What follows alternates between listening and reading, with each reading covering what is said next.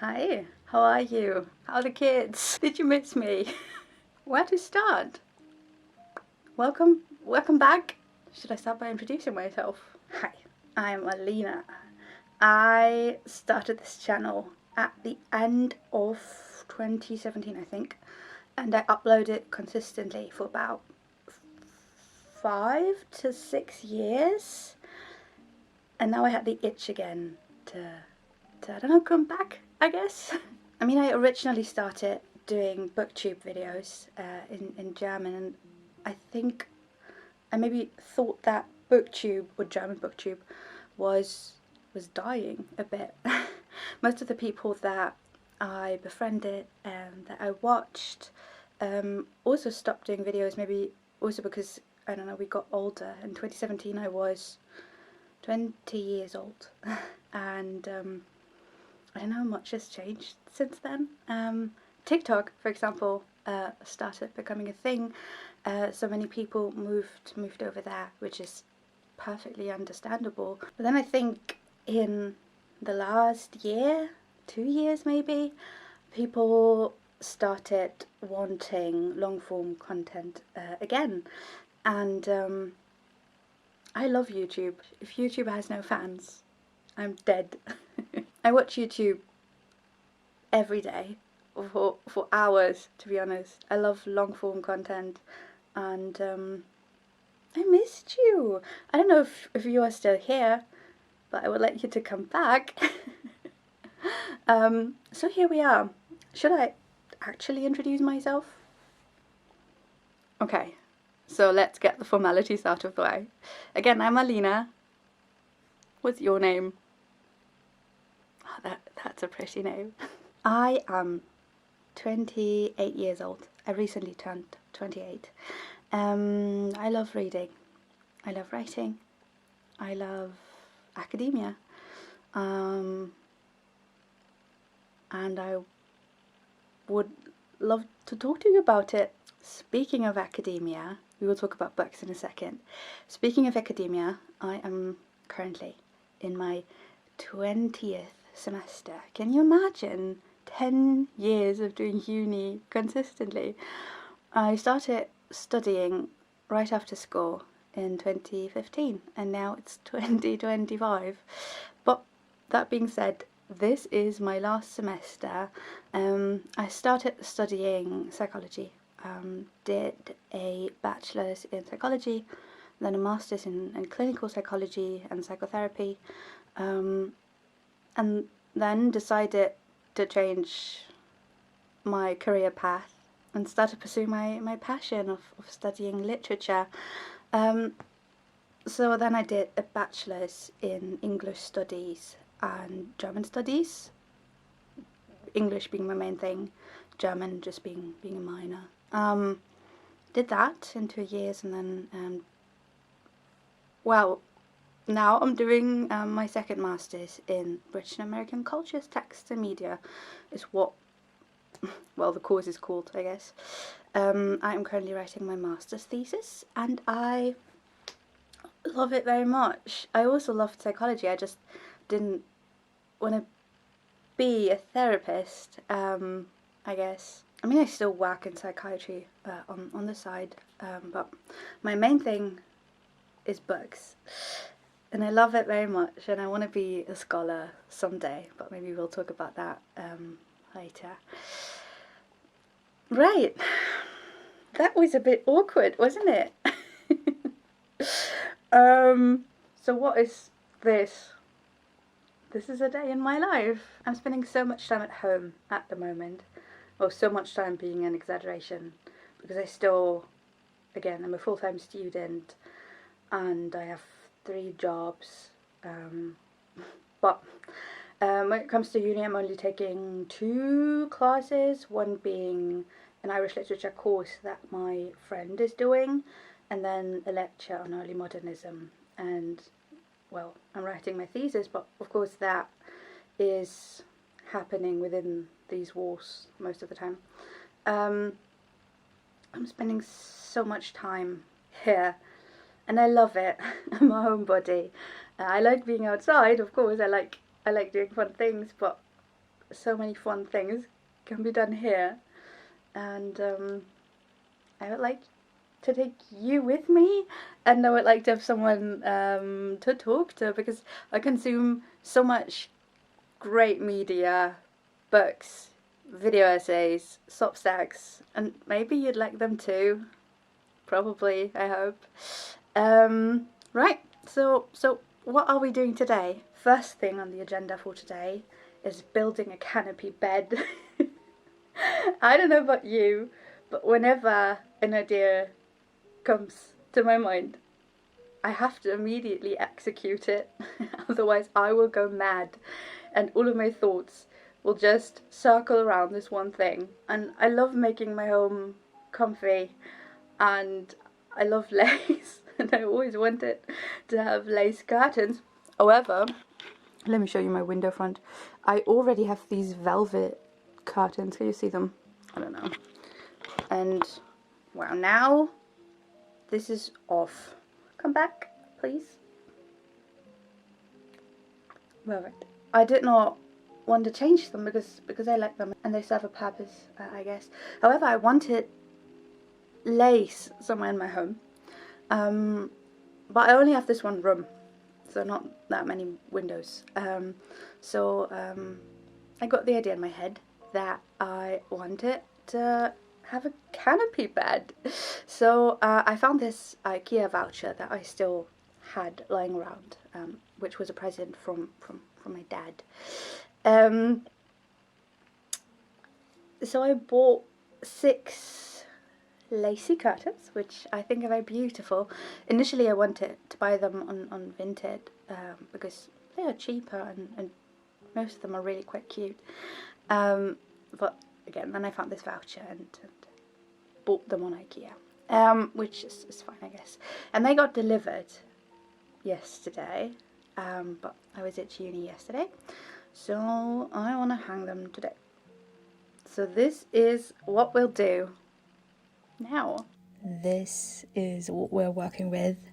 My bed is tucked into a little alcove surrounded by 3 walls and also partly by a bookshelf, which gives me only a very narrow opening to climb in. As you can see, many books to be found in my room, but I love it and I think it's really quite cozy, but I wanted it to be even cozier. So this was everything I used on my DIY: fishing line, double-sided velvet ribbon, and hooks. No drill hooks though, the ones that you simply stick on the wall, and we'll talk about that later. And then of course I also needed to get my hands on some curtains. I love the scalloped edges of this one, and also the flowery, delicate lace. I don't know, I think they are really beautiful. Drum roll.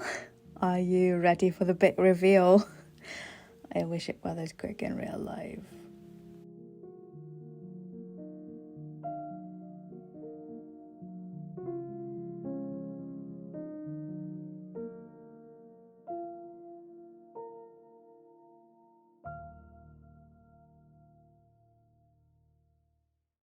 Can you see what's right behind me? It was a struggle to get them up, but can you see? I'll show you more closely in a minute. But the thing is, I did not want to drill. I don't even have a drill. Well, as you saw, I decided on these no drill hooks that you could put up on your ceiling or on the wall, wherever. And the other thing that made things way more complicated probably than, well, they needed to be, is that I did not want to install proper curtain rods. Again, because I did not want to drill, and I thought it would maybe look more delicate using fishing line, is that what it's called? This transparent, well, thing that I used to hang the curtains up. I could have used like a proper curtain rod, but I don't know, I did not do it that way. But if you wanted to put up, well, curtains around your bed, turn your bed into a canopy bed, maybe you should use curtain rods, because it was quite hard to do this, because right, I had to reach the ceiling first and foremost, and it wasn't that easy because I'm 5'4", or 163 centimeters tall. Whatever floats your boat. And sitting on my bed, it was quite hard to reach the ceiling, but I managed. So let me show you. So my bed is in a little bit of an awkward position, right? Because I have this corner. I don't think you can even see. This is my bed. So I have walls all around it. This not being a wall but a bookshelf, but still I have only this little entrance. And I hung this first curtain here. So when you enter the room, this is what you see, right? Nice lacy curtains.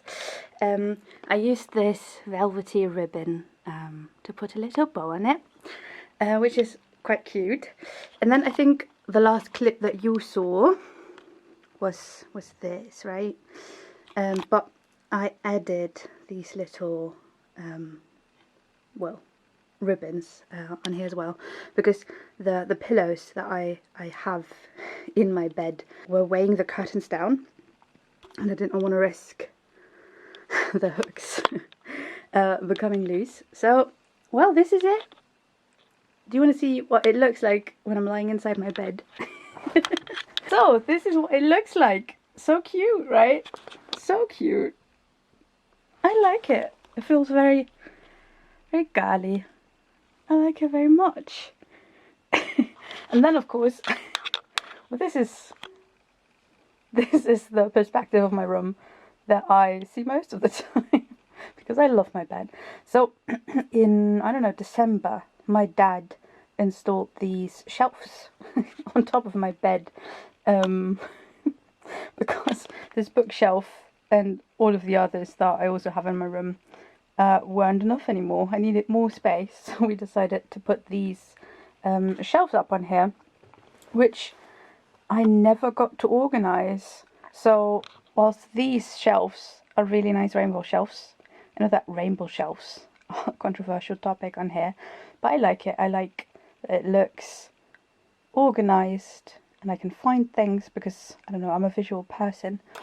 But these I never got to organize. So what I'm thinking, because this is quite dark, right? Quite a dark corner. This, I think, draws too much attention. I would like the attention to be drawn to the curtains, I guess. So I'm thinking putting my black books, all of my dark books, on here, because there's no light in this corner. So I'm using these books, maybe. We'll put them on here. What do we think? Or maybe my dark red ones, but I don't have that many. It's just these. And then, don't look at my desk. It's quite messy at the moment. And then I have a few burgundy books below my record player. But I don't think that's enough to fill all of these shelves, right? So what I'm thinking, again, putting the black books on here, doing a rainbow shelf on here, but then I also have this shelf. Maybe I will put my dark red books on here, but then I also have this bookshelf where I put some of my favorite books, mostly blue books, I guess, some green ones, etc. So what about this? And then I also have this shelf where I mostly put a few of my classics. So I don't know yet how to go about it. However, that's a problem for future me, because I have other things on my agenda for today. Maybe in the next vlog we'll reorganize my shelves, to be seen. For today, what I also have to do is give a tutorial. I teach British literature and culture, the accompanying tutorial for the introductory class, and I normally do that on Fridays, and today is a Tuesday, and the reason for that is that on Friday I am attending this academic workshop, so I had to reschedule. So we'll do it today at 6:30 online, which is unusual, so I hope that people will attend and they have to, sort of. So I don't know, I hope everything goes smoothly. So I guess for the remainder of the day I will do my slides and prepare everything. We are in our poetry unit at the moment, and prosody is today's topic. Right, maybe I'll show you what I've prepared. I did not spend that much time on the layout today. Normally I want them to look very pretty, but well, today I decided to make it useful but not overly beautiful, I guess. So we'll start with a few important terms, talk about this and that, and write how to analyze meter, whatever, in a poem, do all of these things. And then I prepared a worksheet for my students where they have to scan all these poems, or the initial lines of the poems. The tutorial takes place at 6:30, so I have a good 90 minutes before that starts. Should we kill some time together? Do you want to know my lip combo? I don't know if it still looks good. I don't know. But what I have on my lips today is this NYX lip liner. The NYX Duck Plumping Lip Liner in the colour Touch Up Taupe.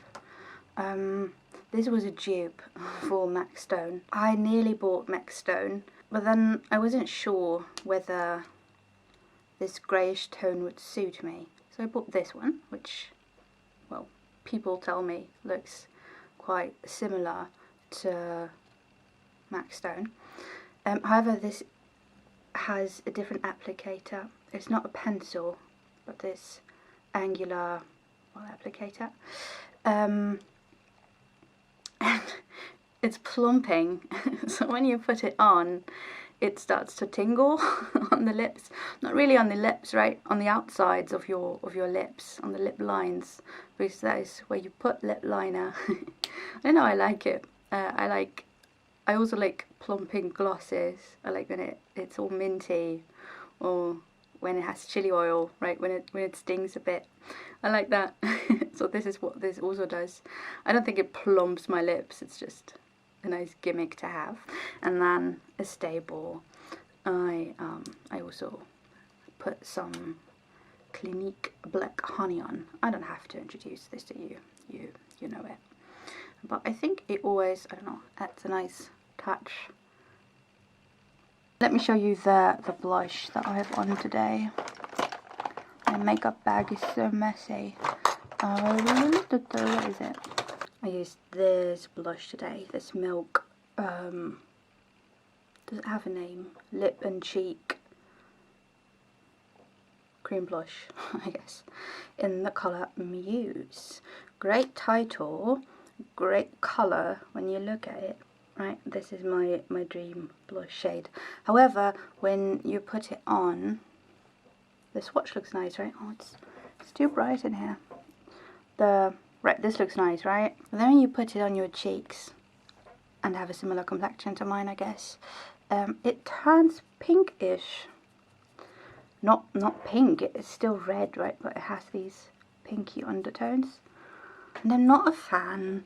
I know that is the difference between burgundy and maroon. Burgundy leans pink because it's, I think, a mixture between red and purple, or red with purple undertones, and I think maroon is then a true red with brownish undertones. So I love maroon, but this is burgundy. But I would like to find a cream blush that does not turn pink on a pale complexion. I don't know if that even exists. I tried so many, but this is the best I could find. Way too expensive for the amount of product. This is tiny, right? But this is what I used, which I don't think you can even still see. Can you? Nope. And now onto the bookish part of this video. I'm currently sitting on my carpet because, I don't know, I like sitting on the floor. Who doesn't? But you are so low down. If I were to sit normally, it would look like this. So I have to do it this way. So let's talk books.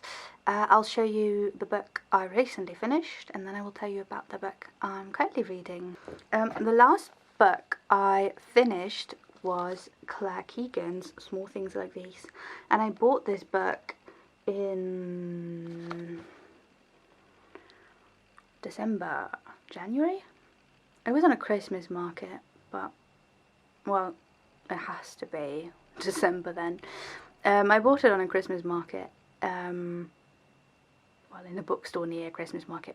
It doesn't matter that much, but I bought it in December, and this book is set, well, during Christmas time, so I had every plan to read it when I bought it. Well, I didn't read it then. Quite conveniently, however, it was part of the syllabus for the Contemporary Irish Literature course that I talked about earlier. You probably know what this book is about, right? It's a novella, so quite short, I think a bit over 100 pages, 114, however the font is huge. It is about an Irish man called Furlong, who works as a delivery man for a coal mine in his small town. He talks a lot about himself, his upbringing, his family, right, his daughters, his wife, until one day in December he visits the local convent or nunnery,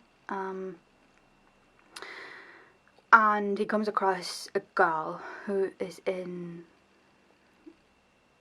quite a bad condition, right? She's quite devastated. She is covered in her own feces, and I don't know, the girl begs him to take her with him. She's also quite young, and she's lactating, but there's no baby to be found near her, and she lives in a shed, right? Or she's confined to a shed. And it's December, it's cold, it's freezing cold. And then the book is a comment on the Magdalen laundries, which the Magdalen laundries have a huge history, so if you ever have the time, look them up. But they were part of the Catholic Church, and they were around for a few hundred years. The last one was only closed in 1996, which was only 1 year before I was born. So they were houses for quote-unquote fallen women, where they had to do all of these domestic chores, etc. Were treated very badly.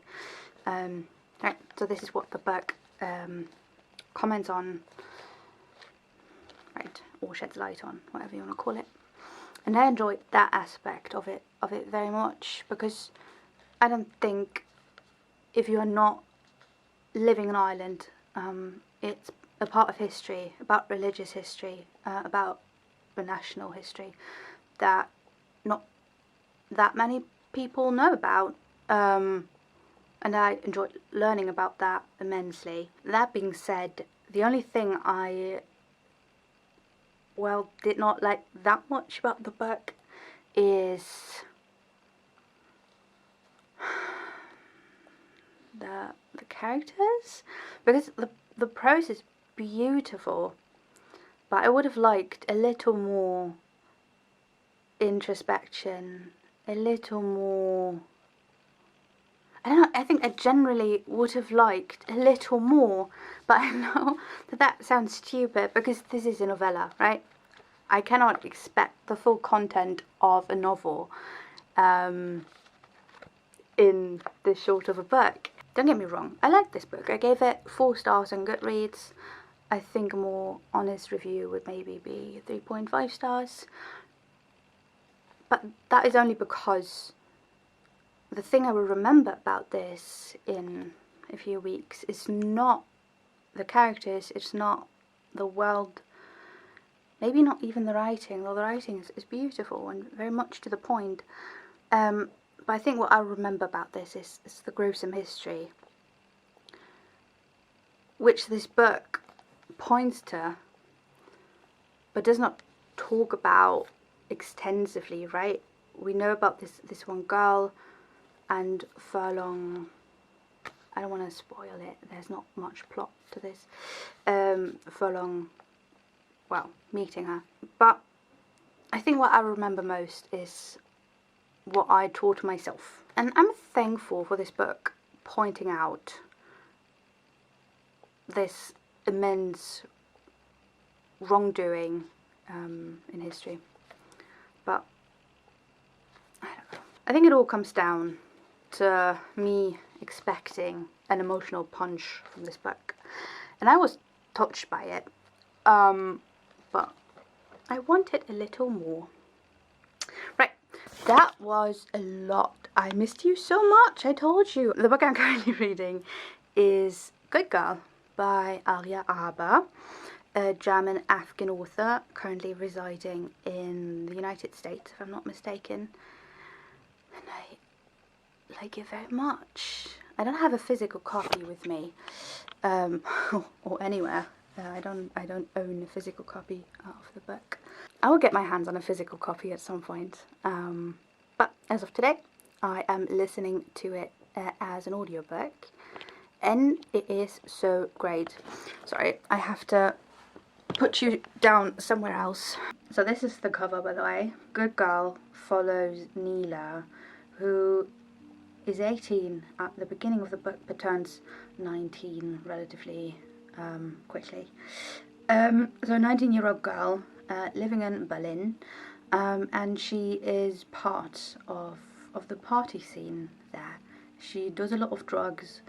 However, she's also an artist. She is a photographer, and it's about her coming to terms with her upbringing, with her Afghan family, about living in a working class family, maybe with a lower socioeconomic status than most. It's also about coming to terms with herself, right? Growing up, becoming a woman, right? The differences, the cultural differences, the class differences, right? That shape her life and influence the path she's taking. And of course it's also about love. She meets a mop shoulder author, American author called Marlowe, and right, I cannot tell you that much about it, but you can probably see where this is going. So it's a Bildungsroman, right? And the prose in this book is so beautiful. Alina studied poetry in her masters, I think, in the United States, in New York. And her debut book was a poetry collection. This is her debut novel, Good Girl, but her debut book was a poetry collection. And I haven't read it just yet, but I will at some point. However, from the prose of the book, you can definitely see that she has an eye for beautiful language. She writes in a very lyrical way. She has an eye for rhythm and for sound, and all of her sentences sound beautiful, yet at the same time they get the point across, right? She's not rambling. That is not what I'm saying here, rambling in flowery prose. It's direct. It's giving you all the information you need.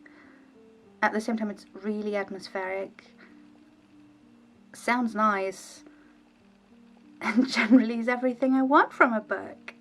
So at this moment in time, I think I will probably give it 5 stars. But again, I am only 30-something% into the book, so things could change. But I think I'm a fan of hers.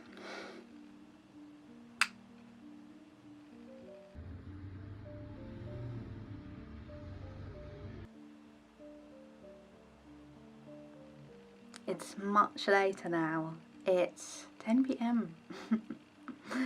When I got off the Zoom call, which was fun by the way, people showed up, people scanned poems with me, analysed the meter of a few excerpts from poems and talked to me in general, which is not a given because, well, some students are really quite quiet, and I understand it, but of course as the person teaching them I'm also very happy when they decide to share their thoughts in class.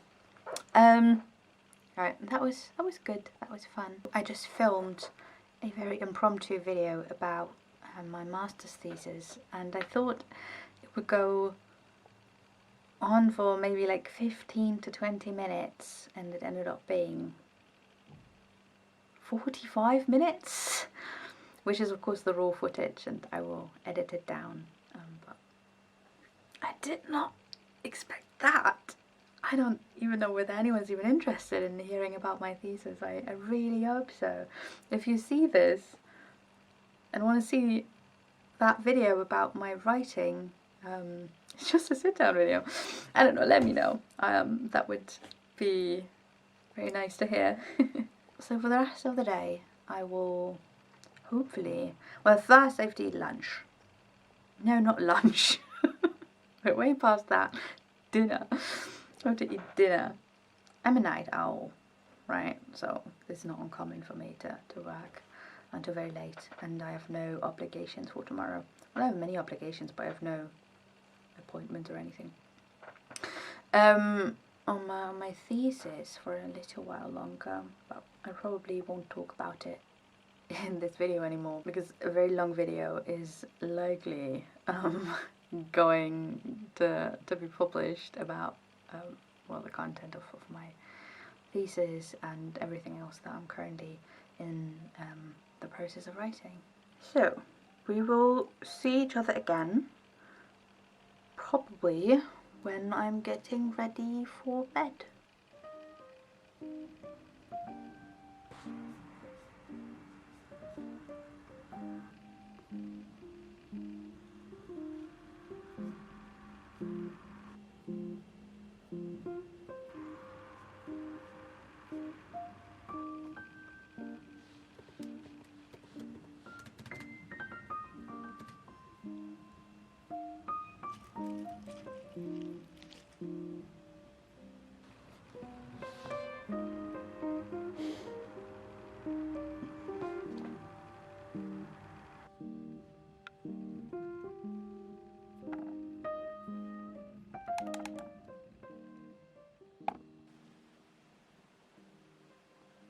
Alright, let's get ready for bed. It's quite late and I'm really tired. First, let's take off these lashes. Sorry. Does this look weird to you? I think we're already on this level. I always feel like, oh, that was my actual lash. Alright, what next? Shall we wash our face together? This is the cleanser I use and I like it very much. I think there's still some eyeliner left on my face, but I can't get it off. I don't know, it looks cool in the morning. Bottoms up.